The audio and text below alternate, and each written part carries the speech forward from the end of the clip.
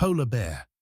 Study connects greenhouse gas emissions to polar bear population declines, enabling greater protections under Endangered Species Act. New research from the University of Washington and Polar Bears International in Bozeman, Montana, quantifies the relationship between greenhouse gas emissions and the survival of polar bear populations. The paper, published online August 31 in Science, combines past research and new analysis to provide a quantitative link between greenhouse gas emissions and polar bear survival rates. A warming Arctic is limiting polar bears' access to sea ice, which the bears use as a hunting platform. In ice-free summer months, the bears must fast, while in a worst-case scenario, the adult bears will die. Before then, they will lose the ability to successfully raise cubs. Until now, scientists hadn't offered the quantitative evidence to relate greenhouse gas emissions to population decline, said second author Cecilia Bitz, a UW professor of atmospheric sciences. Bitz did data analysis for the new report that shows a direct link between cumulative greenhouse gas emissions and polar bear demographic changes. The link largely explains recent declining trends in some polar bear subpopulations, such as in western Hudson Bay. The paper also has policy implications because it allows a formal assessment of how future proposed actions would impact polar bears. In 2008, polar bears became the first species listed under the Endangered Species Act because of the threat of climate change. The biological link between warming and polar bear survival was clear, and scientists projected that up to 2/3 of the world's polar bears could disappear by mid-century. The Endangered Species Act requires that any government-authorized projects, including oil and gas leases, do not further endanger any listed species. But a document released by the U.S. Department of the Interior in 2008, known as the Bernhardt Opinion, required specific proof of how a proposed project's greenhouse gas emissions would affect a species' survival before the ESA could be fully implemented for species threatened by climate change.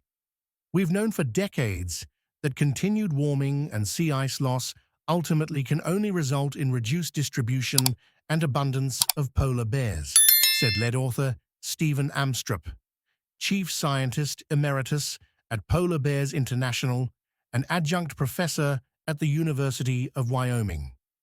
Until now, we've lacked the ability to distinguish impacts of greenhouse gases emitted by particular activities from the impacts of historic cumulative emissions. In this paper, we reveal a direct link between anthropogenic greenhouse gas emissions and cub survival rates. The new paper, published in the 50th anniversary year of the Endangered Species Act and the 15-year anniversary of the listing of polar bears, brings new science to fill that knowledge gap. Advances in climate science mean that precise links can now be established between emissions and species survival. Bitz was second author on a 2020 Nature climate change study that modeled polar bear survival against sea ice decline, connecting polar bear fasting to ice-free days and calculating the annual fasting limits that lead to mortality. That study considered not just adult polar bears' survival, but also its recruitment success, meaning its ability to have cubs and raise them to the age of independence. The new paper links ice-free days and polar bear fasting limits to cumulative greenhouse gas emissions. It finds that, for example, the hundreds of power plants in the U.S. will emit more than 60 gigatons of greenhouse gas emissions over their 30-year lifespans, which would reduce polar bear cub survival in the southern Beaufort Sea population by about 4%. Overcoming the challenge of the Bernhardt Opinion is absolutely in the realm of climate research, Bitz said. When the memo was written in 2008, we could not say how human-generated greenhouse gas emissions equated to a decline in polar bear populations. But within a few years, we could directly relate the quantity of emissions to climate warming and later to Arctic sea ice loss as well. Our study shows that not only sea ice, but polar bear survival can be directly related to our greenhouse gas emissions. Penguin. Scientists discover 4 new emperor penguin colonies from satellite images of Antarctica. The findings are a rare bright spot for the birds, which scientists predict will be mostly extinct by 2100. Emperor penguins are the largest penguins in the world, but they're at risk of disappearing because of human-caused climate change. Emperor penguins and the conservationists working to protect them have endured a slog of bad news in recent years, thanks in large part to human-caused climate change. Amid a warming world, scientists now predict the birds will be quasi-extinct, in short, doomed by the end of the century. But this week, a scientist announced a rare bright spot in the emperor penguin world. Satellite photos have revealed 4 previously unknown colonies, adding a total of about 5,700 pairs to the estimated population. The colonies were described in a new paper published in the journal Antarctic Science on Saturday. Standing up to 4 feet tall, emperors are the largest species of penguins in the world.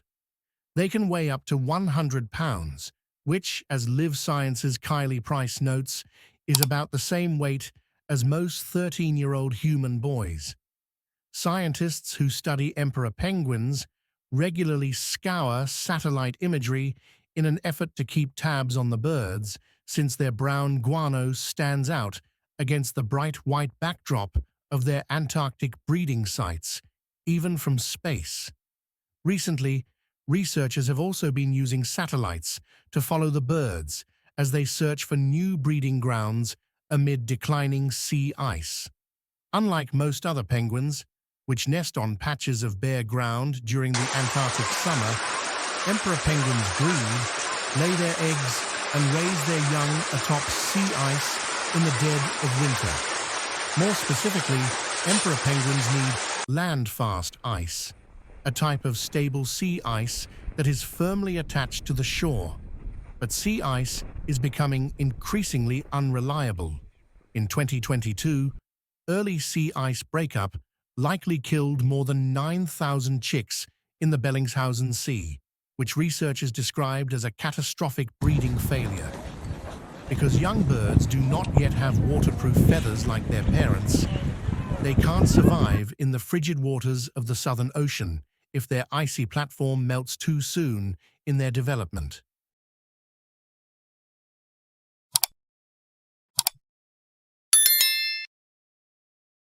Arctic fox. Long snouts protect foxes when diving headfirst in snow. When hunting for mice in winter, red and Arctic fox are known to plunge headfirst at speeds of 2 to 4 meters per second.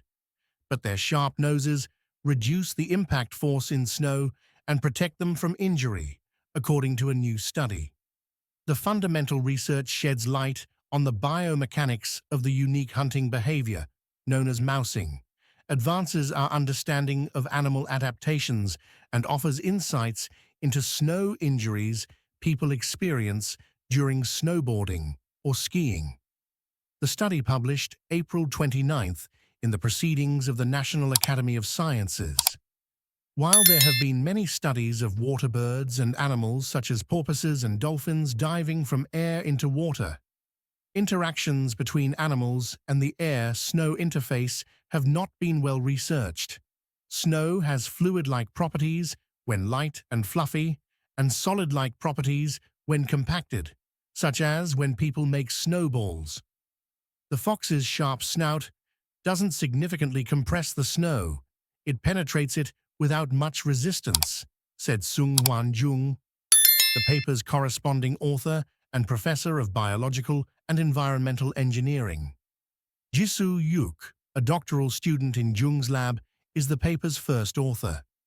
In the study, The authors scanned skulls of red and Arctic foxes from the Canidae family and lynx and puma skulls from the Felidae family at the American Museum of Natural History in Manhattan. They 3D printed the skulls and attached each to a sensor that measured impact force. The skulls were then dropped into both snow and water, and the researchers entered data into computer models to compare impacts of both. Jung and colleagues found that the foxes' sharp snouts penetrated the snow with little resistance, minimizing potential tissue damage during a head-first dive. Without much compression, in spite of the high-speed impact, the snow behaves like water, Jung said. But the flat Felidae snouts compress the snow upon impact, creating a large and potentially damaging resistance.